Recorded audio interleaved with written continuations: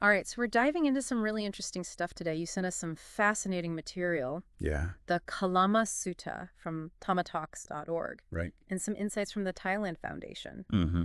And it sounds like you're really looking for a way to understand Buddhist teachings, but in a way that, really connects with your life. Not just taking it all on faith, but kind of figuring out what it means for you personally.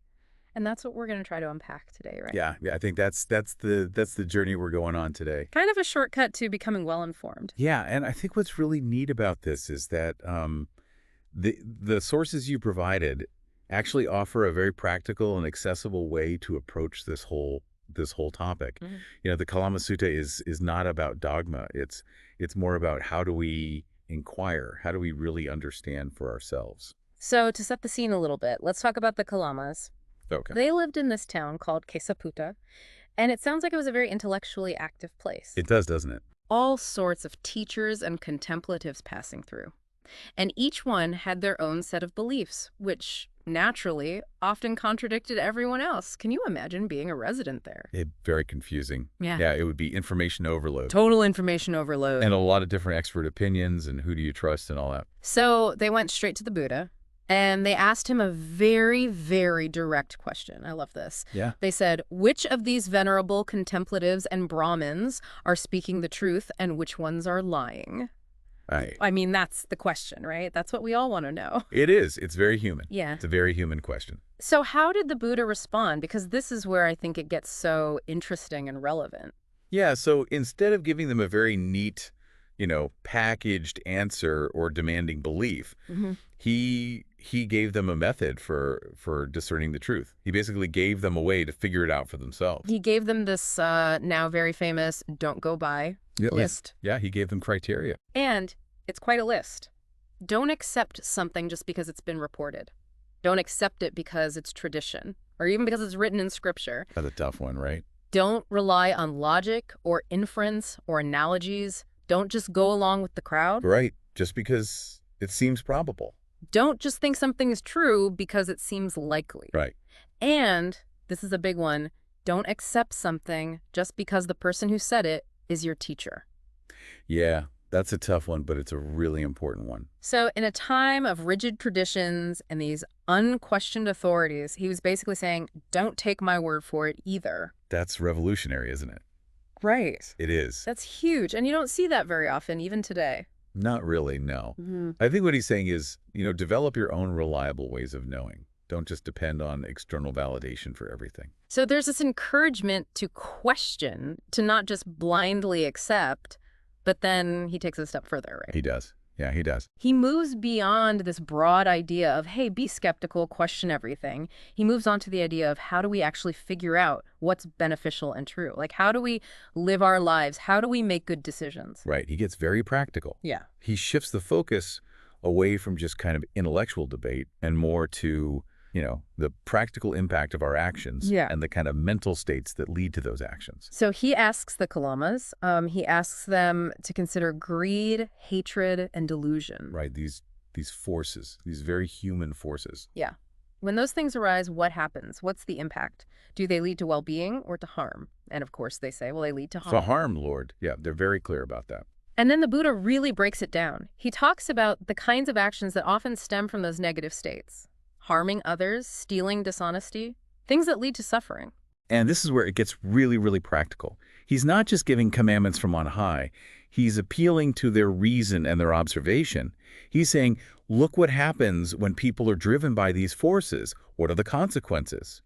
And, based on their experience, the answer is clear. They lead to negative outcomes. And he turns it around, right? Yeah, he does. It's very clever, I think, the way he does this. He asks what happens when greed, hatred, and delusion are absent. And they say, well, that leads to welfare and happiness. Exactly, to positive outcomes. And he points to practical examples. Yeah. Without those harmful drivers, people are less likely to engage in actions that cause suffering. So it's not just about avoiding negative actions, it's about fostering these positive inner states, right? Yeah, it's a very holistic approach, isn't it? And this is where we get this beautiful concept of the 4 exalted dwellings. Right, the Brahma Viharas. Can you explain a bit about those? Yeah. So these are 4 kind of immeasurable qualities that we can develop within ourselves. through practice, through intention. The first is loving kindness or metta. And that's basically just the sincere wish for all beings, everybody, no exceptions, to be happy. That one seems especially challenging in our world today. It can be challenging. Okay, It can be sure. challenging, but it's very powerful. The next one is compassion or karu, which is the kind of the desire to alleviate suffering in others. It's a feeling of empathy. And then there's sympathetic joy, or mudita. Yeah. This one's so interesting to me because it's about finding joy in the happiness of others. Not feeling envy or competition, but actually feeling happy when other people are happy. Yeah, because, our natural tendency can be to compare and feel like inadequate or resentful, and this is an antidote to that. It's a whole different way of looking at things. Yeah, a whole different way of looking at things. And then finally, there's equanimity, or upekkha, Hmm.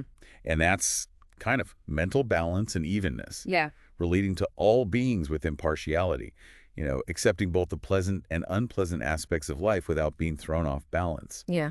And the practice involves intentionally radiating these four qualities outwards. So it's not just about feeling these things inside, but extending them out. It's a very outward-looking practice. Yeah.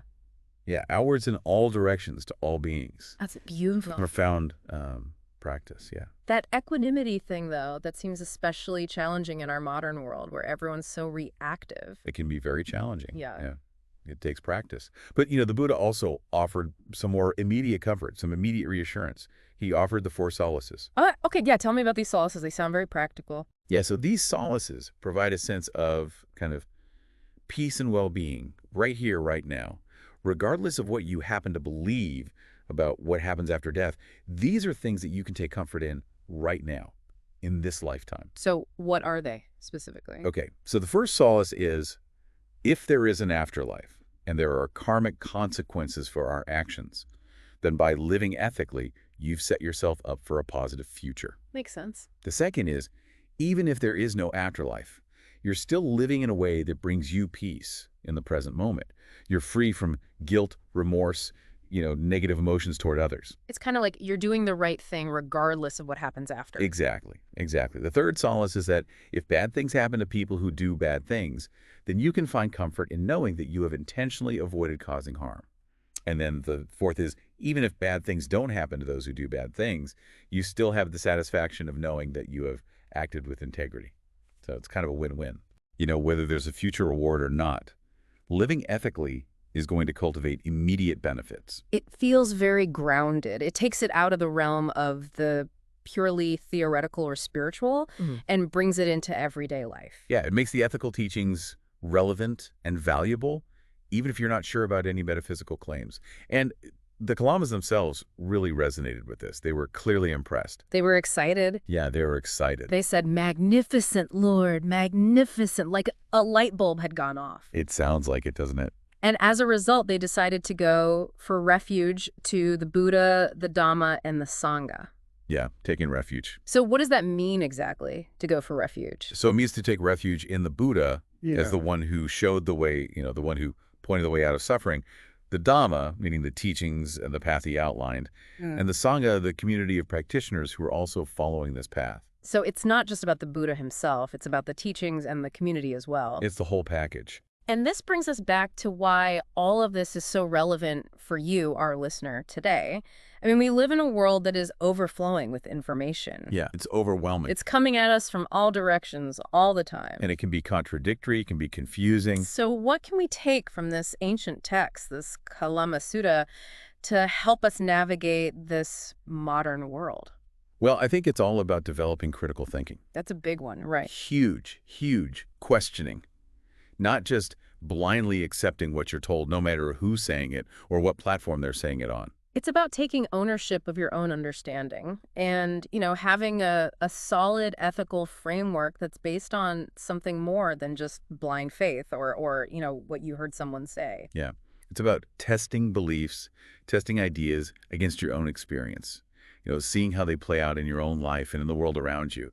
And for me, this is such a powerful tool for making sense of things. It's like a framework for life, really. It helps with everything from personal choices to, understanding complex social issues.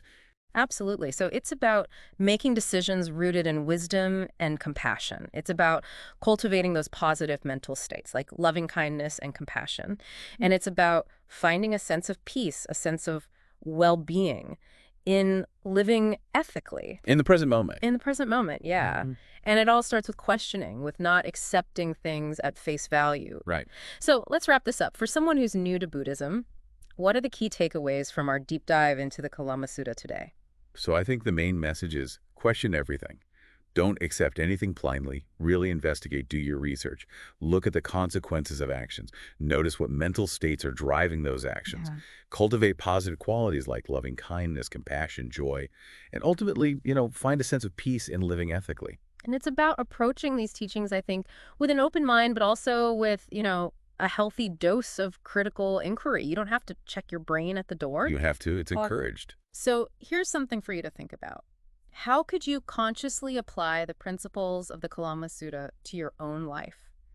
How could that spirit of questioning, that focus on consequences, change the way you approach new information? A really good question. It's a really good question. Or how could it change the way you make ethical decisions? It's a powerful framework. It is powerful.